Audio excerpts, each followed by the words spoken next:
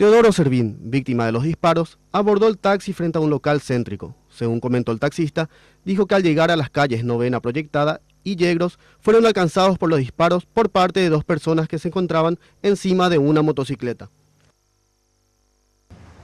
Encima hay un lomo de burro, ahí pegan el auto y yo me quedo más o menos y se acerca, mira, pues estaban con kepi capuchado y... ¿Cuántas personas estaban y creo que eran redondas. Después ya no me explique, no me pidan qué color ni nada, porque yo ya me eché en el costado una vez que empezó a disparar. Y ahí yo me quedé y como visto ya para entrar a este lado, para entrar acá, ahí ya el tipo se fue y yo me tiré nomás ya acá. Y bien hizo los disparos, usted se agacha. Y ya entro acá un poquitito y después como había lugar acá me quedé nomás ya acá, no es que vine directo acá al hospital. Ya, y el la circunstancia del problema nomás ya era. ¿Este hombre dónde le pidió que lo lleven? En 15 y para Piti. Y no sé qué habrá sido, por ahí me dieron la dirección para llevarle. ¿Ya él estaba aún con vida cuando usted pide acá auxilio? No, la gente pidió, yo no me sentí en el momento, yo estaba afuera, claro, y ahí salieron y después vinieron, trajeron una camilla y la asaron. Creo que está todavía con vida. El hombre contaba con 10 antecedentes penales, la mayoría por hurto. Datos ofrecidos por la policía dicen que el posible autor de los disparos sería una persona de alias Pacho, que habría sido compañero de cárcel de esta persona. Todavía no manejamos nada de información al respecto, pero sí dice el hijo era que ambos estaban en la penitenciaría en un momento dado.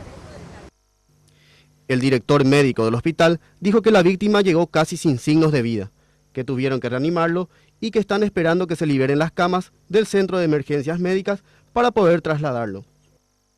Cuando llegó prácticamente estaba como si fuera ya un paciente ya sin vida, pero tuvieron que hacerle una reanimación. En esa reanimación volvieron otra vez un poquitito a sentir un poquitito latidos cardíacos, entonces hicieron una intubación y ahora el paciente está intubado, pero bastante grave, ¿verdad?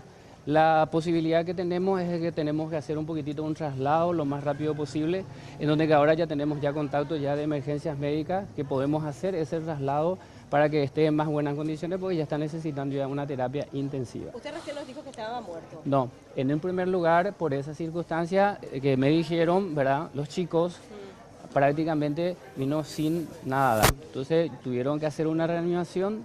Ahora con la reanimación está prácticamente entubado el paciente y de esa manera está bastante delicado y ahora tenemos ya el ok de poder hacer ese traslado para una terapia intensiva que es en emergencias médicas. Estamos haciendo esa espera para poder tratar de poder lo más rápido posible de llevarlo.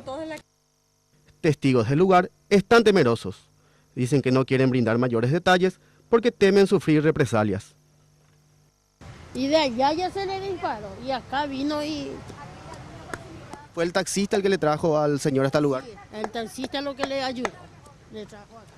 ¿Y vieron ustedes dónde recibió el disparo la persona? No vimos, porque el que le disparó era con la moto, que le siguió. ¿Se asustaron ustedes? Y sí, porque acá disparó también, nosotros corrimos hacia acá.